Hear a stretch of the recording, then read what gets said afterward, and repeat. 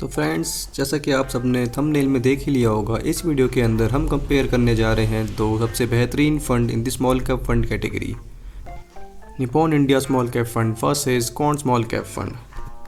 Friends, इस video में हमने दोनों ही फंड्स के बेसिक डिटेल्स को कवर किया है एंड साथ ही में हम जानेंगे पिछले 5 साल के 10 साल के रिटर्न्स को कंपेयर करके कि कौन से फंड ने ज़्यादा रिटर्न्स दिए हैं।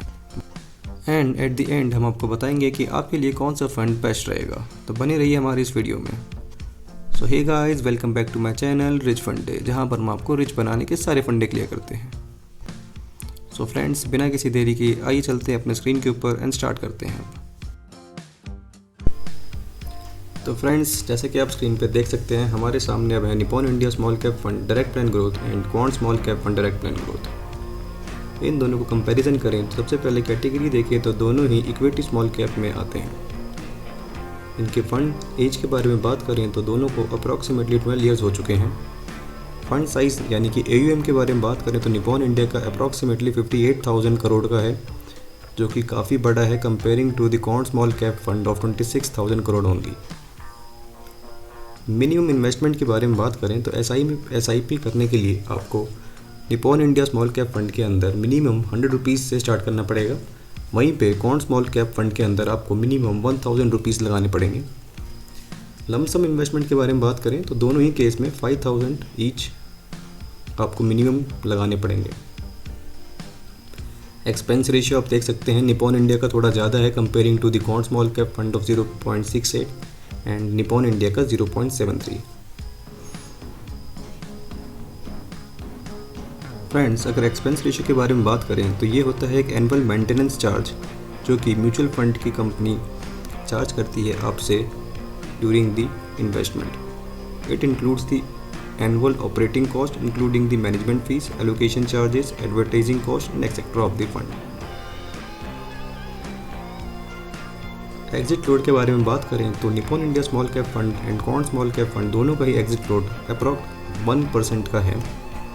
एंड एग्जिट लोड आप सब जानते ही होंगे कि जब आप अपने पैसों को इन्वेस्टमेंट से निकालते हैं, सेल करते हैं अपने यूनिट्स को, तो उसमें 1% का आपको एग्जिट लोड लगेगा। And this is for when you are redeem from between 0 to 1 years only. अगर आप 1 साल के बाद अपने पैसों को निकालते हैं तो उसमें कोई भी एग्जिट लोड नहीं लगेगा। फ्रेंड्स, बेंचमार्क के बारे में बात करें तो दोनों ही निफ्टी स्मॉल कैप 250 को फॉलो करते हैं। फ्रेंड्स, अगर हम पोर्टफोलियो होल्डिंग को कंपेयर करें दोनों के अंदर तो Nippon India small cap fund के अंदर टोटल 232 शेयर्स को लिए गए हैं, स्टॉक्स को। वहीं पे क्वांट स्मॉल कैप फंड के अंदर 99 स्टॉक्स को लिए गए हैं ओनली। आइए एक बार देखते हैं कि सबसे ज़्यादा किसके अंदर इन लोगों ने इन्वेस्ट किया है। तो फंड मैनेजर ने Nippon India small cap fund के अंदर 2.21% of their holding is been invested in the HDFC bank. वहीं पर क्वांट स्मॉल कैप फंड ने 10.48% को अपने रिलायंस इंडस्ट्री के अंदर इन्वेस्ट किया गया है। Multi commodity exchange of India के अंदर 1.95 by the Nippon India small cap fund, whereas in the Quant small cap fund you have 5.23% in the Jio finance service. ऐसे करके आप नीचे देख सकते हैं यहाँ पे।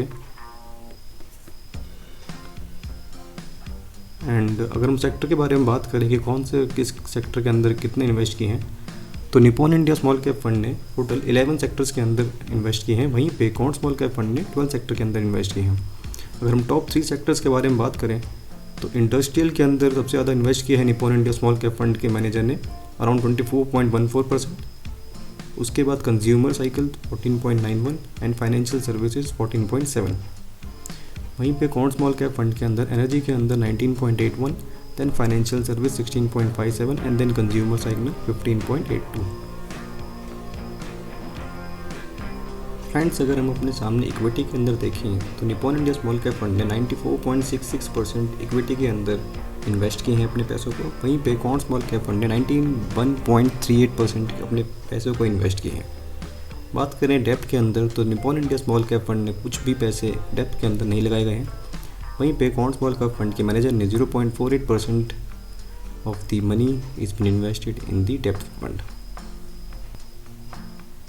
फ्रेंड्स, अगर हम म्यूचुअल फंड रिटर्न्स की कंपेयर करें दोनों फंड के अंदर तो सबसे पहले हम देखते हैं वन टाइम रिटर्न्स के अंदर तो 1 month return in the Quant small cap fund ने दिया 6.88%, वहीं पे निपॉन इंडिया ने दिया 6.88 and Quant small cap fund ने दिया है 6.55।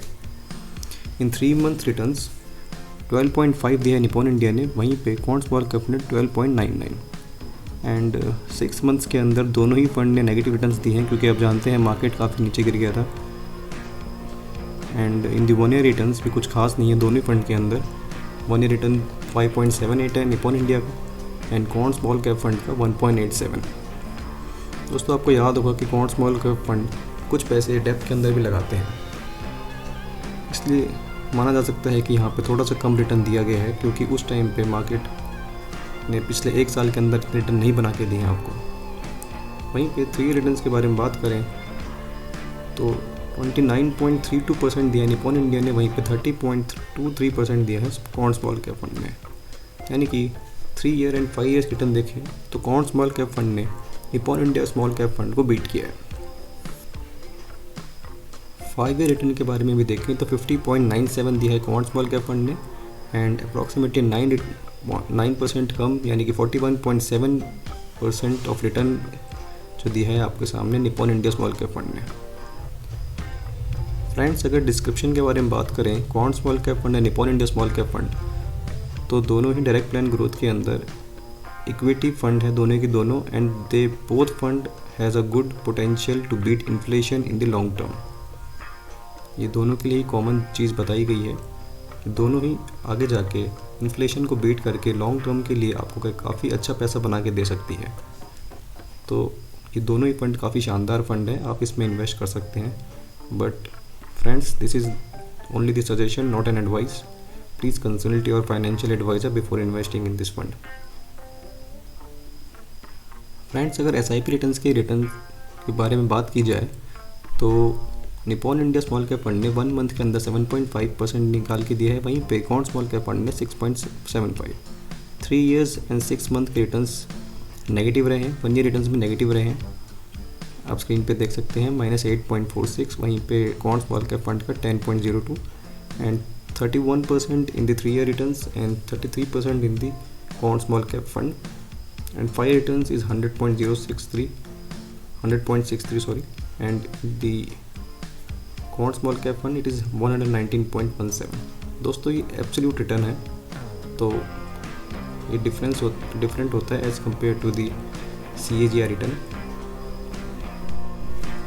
फ्रेंड्स अगर आपने 10,000 रुपये लगाए होते आज से 5 साल पहले, यानी कि 19 मई 2020 के अंदर, तो आज वही रुपये हम देखते हैं कितने बन चुके होते हैं quant small cap fund and Nippon India small cap fund के अंदर।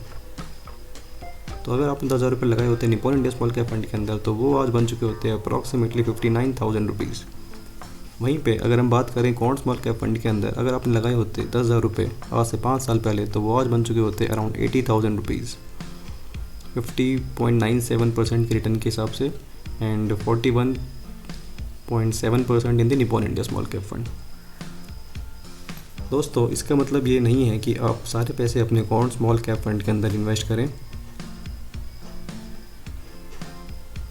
ये दोनों ही फंड बहुत ही शानदार फंड है और इसमें आप ज़रूर इन्वेस्ट करें। एंड अगर मेरी सलाह माने तो अगर आप एक लॉन्ग टर्म इन्वेस्टमेंट के बारे में सोच रहे हैं, यानी कि आज से 15 साल तक आप इन्वेस्टमेंट कर सकते हैं, तो quant small cap fund I will suggest you, because ये एक काफ़ी रिस्की फंड है, वोलेटाइल फंड है, इसके रिटर्न्स काफ़ी ऊपर नीचे होते रहेंगे। एंड अगर आप अंडर 15 ईयर्स के अंदर इन्वेस्ट